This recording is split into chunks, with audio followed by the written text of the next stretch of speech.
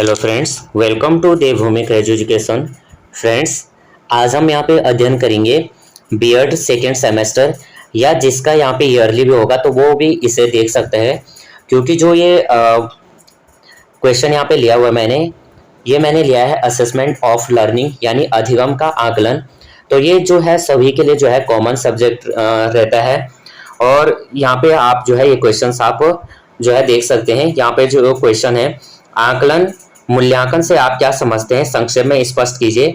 या ये क्वेश्चन इस तरह से भी आ सकता है कि आकलन मूल्यांकन की अवधारणा को स्पष्ट कीजिए, मापन तथा मूल्यांकन में अंतर स्पष्ट कीजिए।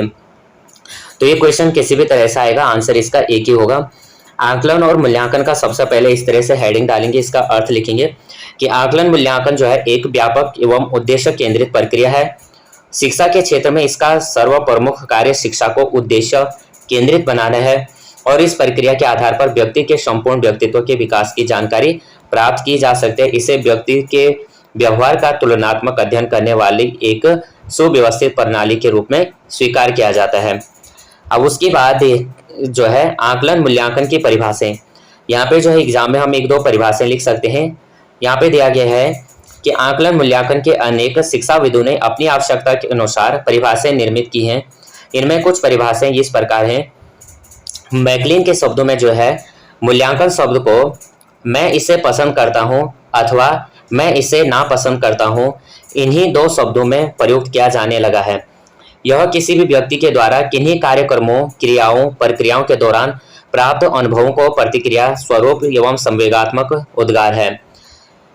अब जो यहाँ पे गुडविल एवं क्लासमेयर के अनुसार, उनके अनुसार है कि शिक्षा में मूल्यांकन वह प्रक्रिया है जिसके द्वारा यह निर्णय किया जाता है कि किसी वस्तु की मापित सीमा और परिमाण किसी मापदंड के आधार पर स्वीकार्य अथवा वांछनीय है अथवा नहीं।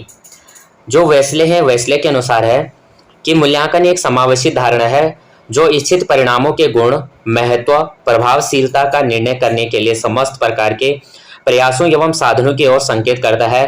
यह वस्तुगत, प्रमाण तथा आत्मगत निरीक्षण का मिश्रण है। यह संपूर्ण एवं अंतिम अनुमान है। यह नीतियों के रूप में परिवर्तन एवं भावी कार्यक्रम के लिए महत्वपूर्ण एवं आवश्यक पथ प्रदर्शक है। उसके बाद जो है जेम्स एम ली के अनुसार है कि मूल्यांकन विद्यालय, कक्षा तथा स्वयं के द्वारा निर्धारित शैक्षिक उद्देश्यों को प्राप्त करने के संबंध में छात्रों को प्रगति की जांच है। मूल्यांकन का मुख्य प्रयोजन छात्रों को सीखने की प्रक्रिया को अग्रसर एवं निर्देशित करना है। इस प्रकार मूल्यांकन एक नकारात्मक प्रक्रिया न होकर सकारात्मक प्रक्रिया है। अगले जो है कोठारी कमीशन ने मूल्यांकन को नवीन संकल्पना प्रतिपादित करते हुए लिखा है। अब यह माना जाने लगा है कि मूल्यांकन एक अनवरत प्रक्रिया है। यह पूर्ण शिक्षा प्रणाली का एक अभिन्न अंग है और यह शिक्षण लक्ष्यों से घनिष्ठ रूप से संबंधित है। क्विलेन तथा हन्ना के अनुसार विद्यालय के द्वारा एक बालक के व्यवहार परिवर्तन के विषय में साथियों के संकलन तथा उनकी व्याख्या करने की प्रक्रिया ही मूल्यांकन है। अब इसमें जो है राष्ट्रीय शैक्षिक अनुसंधान एवं प्रशिक्षण परिषद एनसीईआरटी द्वारा प्रतिपादित परिभाषा के अनुसार मूल्यांकन एक प्रक्रिया है जिसके द्वारा यह ज्ञात किया जाता है कि लक्ष्य किस सीमा तक प्राप्त हुए हैं, कक्षा में दिए गए अधिगम अनुभव कहाँ तक प्रतिभाशाली सिद्ध हुए और कहाँ तक शिक्षा के लक्ष्य को पूर्ण किया गया है। तो यही जो है यहाँ पे मूल्यांकन और अधिगम बताया गया है। अगला जो है रेमर्स एवं गेज के अनुसार मूल्यांकन के अंदर व्यक्ति या समाज अथवा दोनों की दृष्टि से जो उत्तम है अथवा वांछनीय है उसको मानकर चला जाता है। यानी रेमर्स गेज के अनुसार जो मूल्यांकन है वो व्यक्ति के, समाज और दोनों, यानी अंदर से मूल्यांकन जो है अंदर से व्यक्ति के, समाज और दोनों की दृष्टि से जो उत्तम होगा वही क्या होगा, वही वहाँ पे वांछनीय जो है वही यहाँ पे क्या मूल्यांकन किया जाएगा। अगला जो है डांडेकर के अनुसार मूल्यांकन क्रमबद्ध ढंग से यह बताता है कि बालक ने किस सीमा तक उद्देश्यों को प्राप्त किया है। डांडेकर कहते हैं कि यानी मूल्यांकन यह बताता है कि बालक ने कहाँ तक अपने उद्देश्य प्राप्त किए हैं वही उसका जो है मूल्यांकन किया जाएगा। टारगेसन तथा एडम्स के अनुसार मूल्यांकन का अर्थ किसी वस्तु या प्रक्रिया का मूल्य निश्चित करना है। इस प्रकार शैक्षिक मूल्यांकन से तात्पर्य है शिक्षण प्रक्रिया तथा सीखने की क्रियाओं से उत्पन्न अनुभवों को की उपयोगिता के बारे में निर्णय देना। अब इसके बारे में देख लेते हैं। मापन और मूल्यांकन के अर्थ और अधिक स्पष्ट करने के लिए मापन एवं मूल्यांकन का तुलनात्मक अध्ययन अग्र तालिका के द्वारा जो है स्पष्ट किया जा सकता है। अब यहाँ पे जो है ये क्वेश्चन अलग भी आ सकता है और इस क्वेश्चन को हम लॉन्ग बनाने के लिए है जो इस क्वेश्चन को हम इसके साथ भी ऐड कर सकते हैं। और अगर शॉर्ट क्वेश्चन में जो है मापन तथा मूल्यांकन में अंतर करने को आएगा तो इन बिंदुओं को हम यहाँ पे लिख सकते हैं। सबसे पहले यहाँ पे मापन यानी मेजरमेंट और मूल्यांकन यानी इवोल्यूशन। तो यहाँ पे मापन के द्वारा किसी योग्यता अथवा गुण की मात्रा को ज्ञात किया जाता है। मापन जो है संख्यात्मक तथा गुणात्मक दोनों हो सकते हैं, यानी मापन जो है गुणात्मक भी हो सकता है और संख्याओं में भी हो सकता है। अब मूल्यांकन को देख लेते हैं कि मूल्यांकन के द्वारा यह निश्चित किया जाता है कि किसी योग्यता अथवा गुण की संख्यात्मक तथा गुणात्मक मात्रा उपयुक्त है अथवा नहीं। यहाँ पे मात्रा और यहाँ पे जो है उसकी मात्रा गुणात्मक मात्रा और संख्यात्मक मात्रा देखी जाएगी कि उपयुक्त है या नहीं।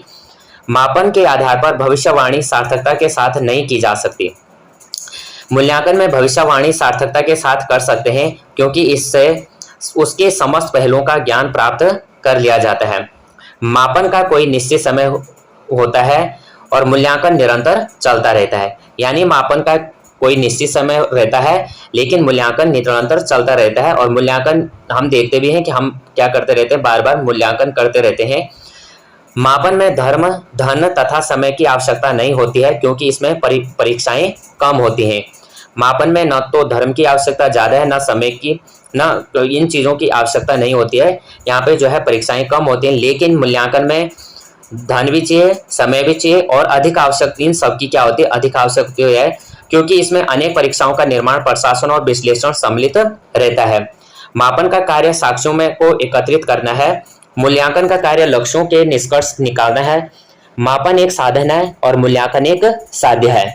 मापन क्या है, एक साधन है और मूल्यांकन एक साध्य है।